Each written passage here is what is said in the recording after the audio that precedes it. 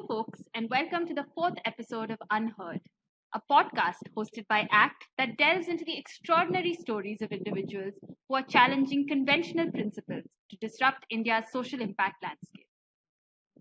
India ranks fifth from the bottom out of 146 countries when it comes to women's economic participation and opportunity.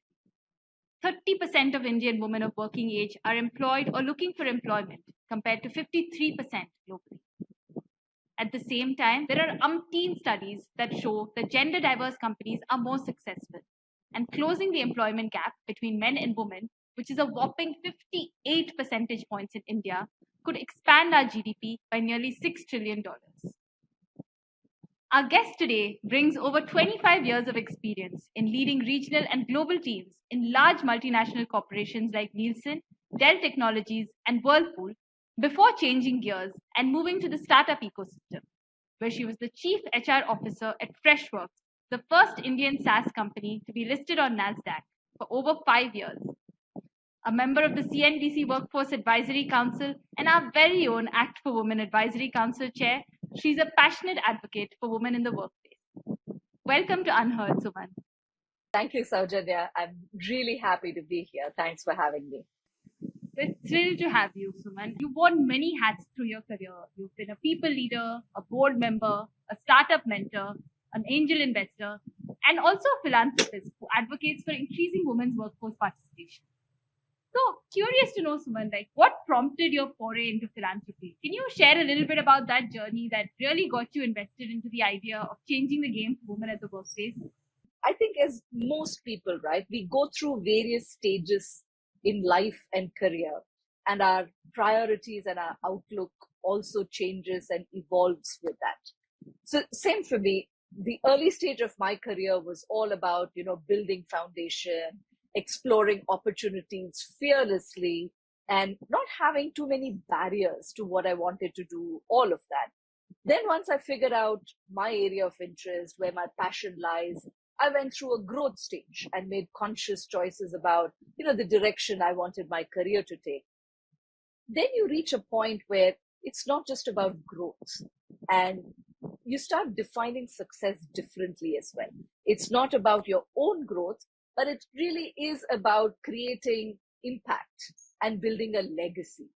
And some of that actually naturally feeds into paying it forward in the workplace, and you extend that somewhat, and then you start paying it forward in your community as well.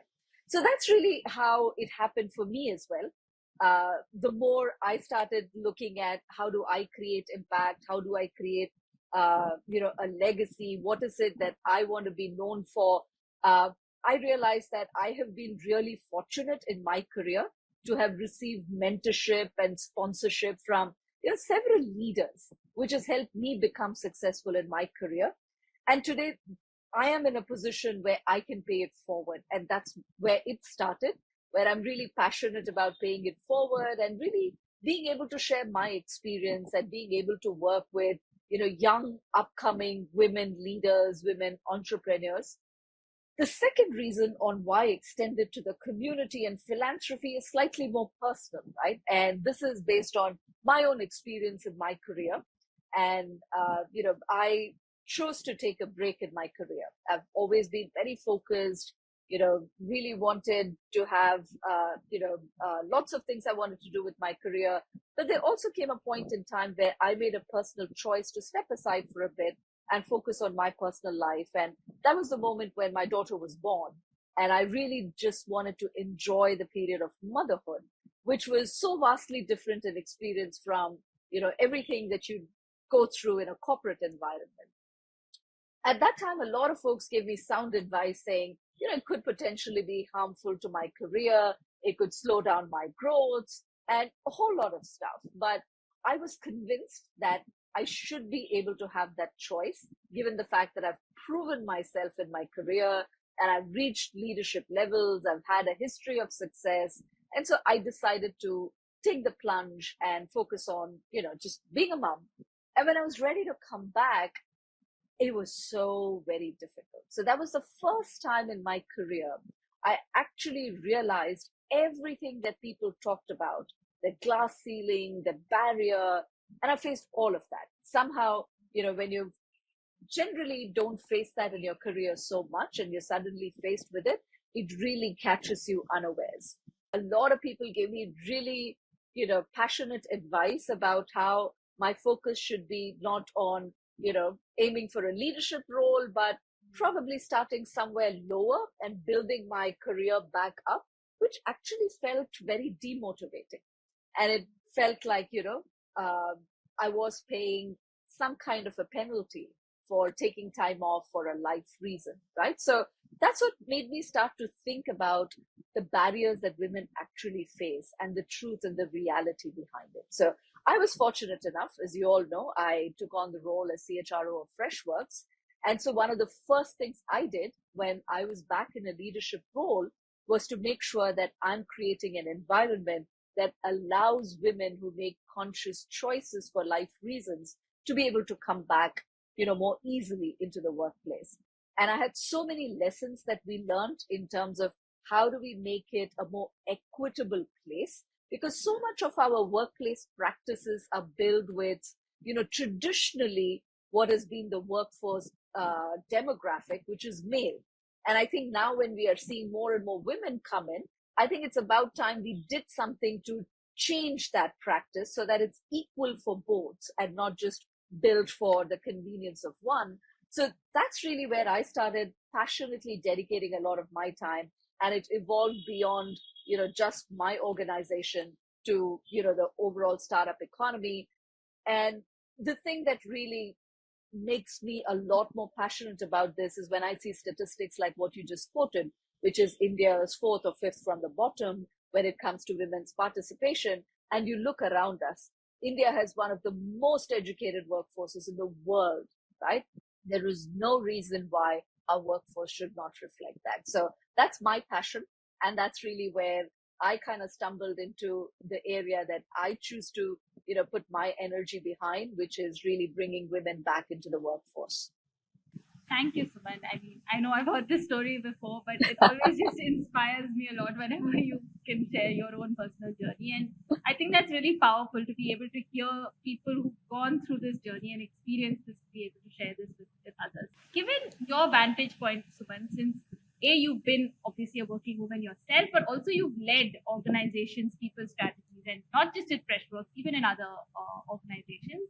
Where would you say we are today when it comes to employers creating more enabling workplaces for women? I think in general, we are making progress, right? We are moving in the right direction.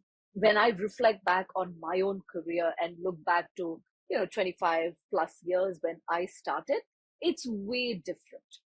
I couple of things. One is I think the government definitely has played a huge role in making sure that there are a lot more equitable practices and they've mandated it.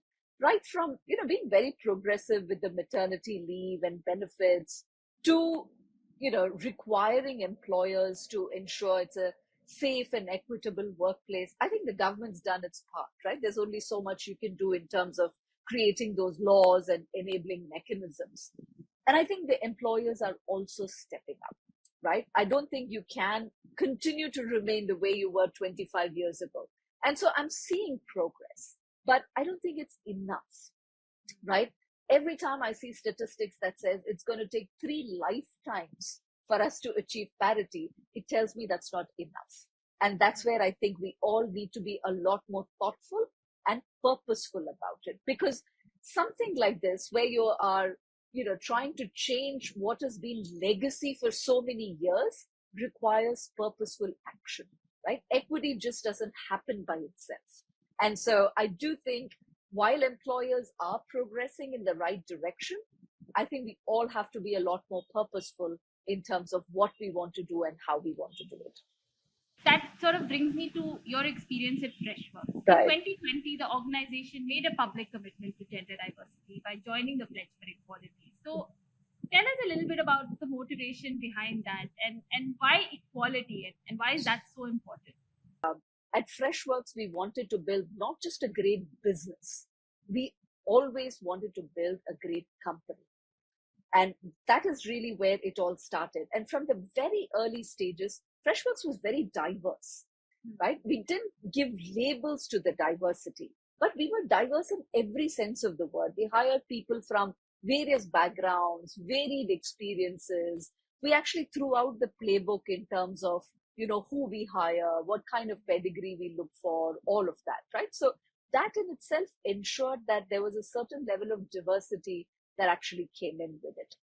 Now, having said that, as we were growing bigger, we realized that we have to be more purposeful, right? We cannot let diversity happen to us.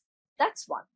Secondly, while we had a lot of diversity overall, the one area we weren't doing really well was in gender diversity. And it was very apparent because while we had a lot of women overall, we had very, very few women at leadership levels or board levels. Like, you can count them in one hand. And that matters a great deal because the tone of the organization is set at the very top. And so if you don't have a diverse voice at the top, so you can't do much overall. That's one. Number two, you have to have role models, right? If you truly want women to rise, you need to have them surrounded by role models they can look up to, learn from, and aspire to be like. If all they are seeing are male role models, it just becomes that much harder to kind of imagine themselves being that, right? So that's really where it started. And our conversation started with, okay, so where do we want to be, right? What does good look like for us? And that's where we really took a bold stance and said, just improving a few percentage points really is nothing to talk home about, right? So we said, if you truly want to be best in class, and if you really mean what you mean about equality and diversity, then there's no reason why we shouldn't be at 50%. Anything less than 50% is nothing to write home about. But it's not something you can do overnight, right? You can't go from 25% to 50% overnight. It's a journey. But that's where we made a public commitment and said that we will embark on a journey to equality over the next few years. And we said as a first step, we will get to at least a third of our entire organization being women. But the place where it matters the most in terms of driving change is at the leadership level. And that is truly where we spent a lot of our time on. And we said we're going to have at least 25% of our leadership team, including CXOs and board members being, women.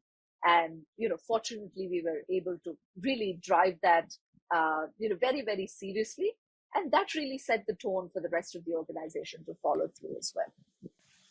Amazing. I mean, I think that is a very core step for any organization to take. On that, Suman, just because I know listeners might be interested in terms of once you've made that commitment, like what were any specific actions that you guys took to actually make that commitment into reality?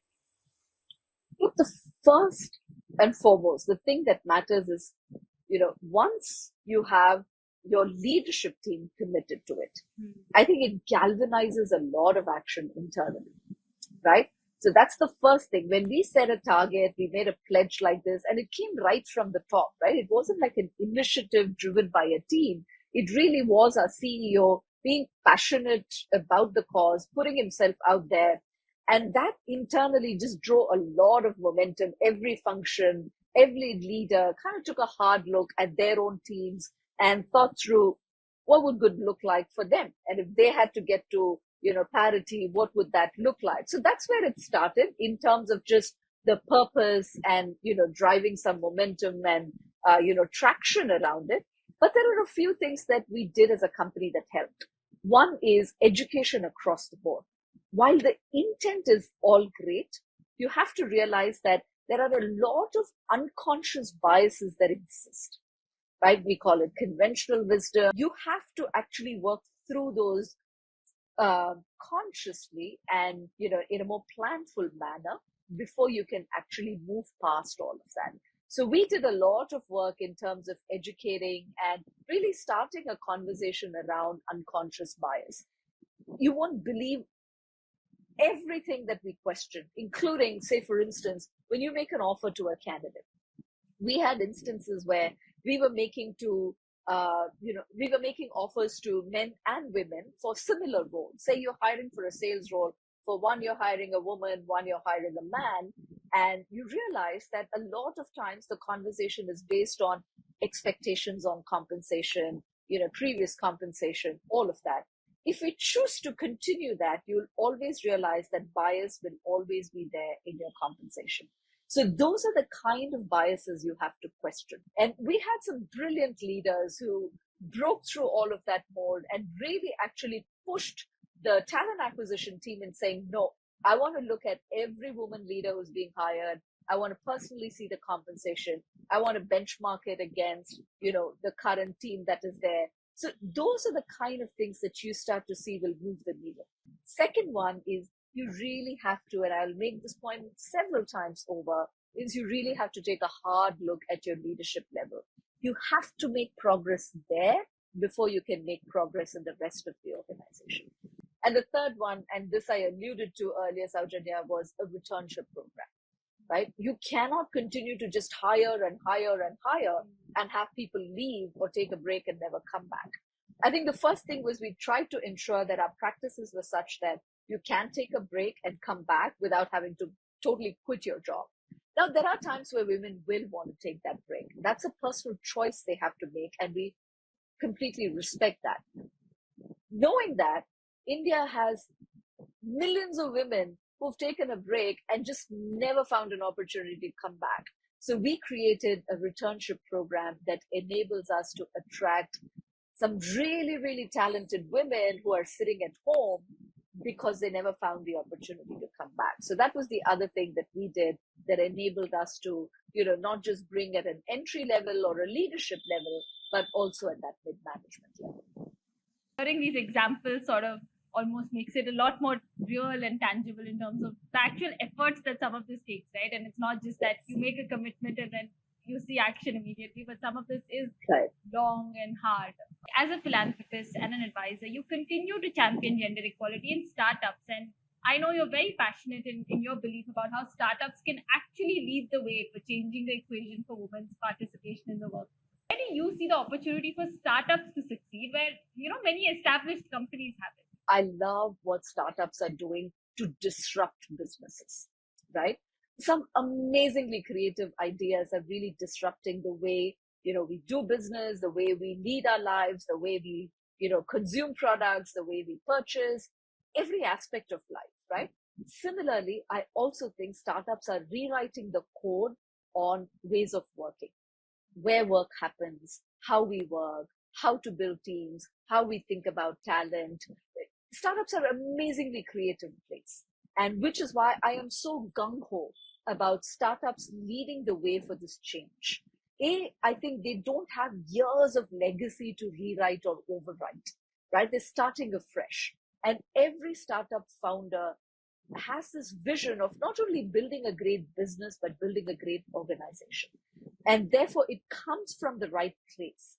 And they have the ability and the intent to actually, break a few conventional norms that have existed for years and years and think differently about talent, right? So that's the number one reason why I'm so bullish on startups changing the way how we think about the gender equation. I think it's in their DNA to, experiment, take risks. So I definitely think it is a great place for us to really look for a change like this. Two, I also think, and I also know that startups have a younger talent profile, right? And this generation of employees really care about companies having progressive workplace practices, whether it's in terms of flexibility, benefits, or inclusion. And so if you truly want to attract great talent, I think you have to have workplace practices that kind of support that demographic as well. The last one, which is a very practical one, Sowjanya, is startups are always looking to attract great talent, right? And we always talk about this war for talent, which is really going to stop us from being successful, right? Every CEO talks about how it keeps them awake at night. But then you think about it, half of your demographic is not even working, right? Amazingly educated population that's not even working. So how about instead of fighting over the same small group of people, we go and tap into this brilliant group of people who have all the passion to work, just haven't had the opportunity to as yet. I think that makes a lot of sense. And I think just looking at the flip side, right? I know there's a lot of exciting opportunities and reasons and ways in which startups are already doing this. But again, just given your experience, what do you think are some of the challenges that are either unique to startups or that you faced on your journey that anyone else who's taking this path should really be aware of? See, a couple of things. I'd say one is you have to have executive sponsorship for this. Diversity, equity, inclusion is not a program. It has to be a way of life. It has to be, like I said, built into everything you do, right? Not just in hiring. It's in terms of, when you're designing benefits, when you're designing workplace practices, everything has to have this built into it. Build it into how you make decisions, build it into how you build a product, build it into all your practices. That's truly inclusive. Two, you have to have the executive team sponsor it. Don't palm it off to, one team or one organization or one, group to do it. Then it becomes somebody's OKR or scorecard and nobody else cares about it. That's number one. Number two, like I mentioned before, unconscious bias is everywhere, right? We all mean very well. Nobody has any bias that is, intentional. But we all have, we all are shaped by experiences we've had. And so it is really important that when we set out to have or build an organization that's diverse, we're trying to break some of that apart. The third one, and I say this with, all the right intent, there's a very thin line between advocacy and activism. So when you approach diversity and inclusion with, the mindset of activism, you won't go very far in influencing people, right? Because they're always going to kind of have that barrier in terms of why they should be part of it. Whereas if you're an influencer and you're advocating for it, you can actually bring people along. And that's really what I mean is you have to bring people along in this journey. It cannot be just, your passion. It cannot just be your OKR that's driving it, right? So advocacy over activism is really, really key over here. I really like the way you put that, advocacy over activism. Suman, like if you were to speak to a startup founder today, right, and obviously they are chasing growth, they don't have money, they don't have time, they don't have resources. So gender diversity may not be top of their mind, and understandably so. But what advice would you really give a startup founder today who may or may not be thinking about this? And what are some tangible ways in which they can even start this journey? Look, I wouldn't say start with diversity as an initiative, right? Then it just puts a lot of onus. And like you rightly said, Sowjanya, I have so many things. I've got to raise money. I got to, build my product. I've got to scale my revenue. I have so many existential things that I have to focus on. If I looked at diversity, it's probably going to be 101 on my list of things, practically speaking, as a founder. So my advice is don't view it as an initiative, right?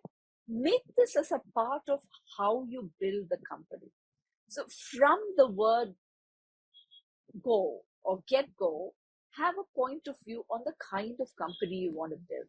And this has a bearing on everything. It has a bearing on your culture. It has a bearing on your brand. It has a bearing on diversity. So think about it that way. Don't think about diversity as an initiative. Then it's exhausting, right? Because then you start putting scorecards and action. No, start about having a point of view on what does a great organization look like. I get this one shot at building a great company and a great product or a great business, right? So start over there. And when you start to think about what does that great organization look like, then you start to put some, thoughts and actions behind it. And I would guarantee you, part of it is being inclusive, right? Where people from all backgrounds, all kinds of experiences, all kinds of, inclinations, everything, everybody can thrive. Two, you're always going to have a war for talent. If you truly want to attract great talent, right? We all go after the same set of people. But if you truly want to have an edge over attracting talent, why your company gets spoken about, then it has to do with your culture. It has to do with your people practices. And diversity is a big part of it. The third one I would say is start with your own leadership team. If you build a diverse leadership team, it will cascade down in your organization. Then you will find that naturally the tone at the top tends to be very inclusive. Then as you grow slightly bigger as a company, that's where you have to be purposeful about it. Then I would say startup founders should really start to think about what is their point of view on diversity? What do they want it to be? What does success look like? Then you start to put goals around it, right? That would be my advice.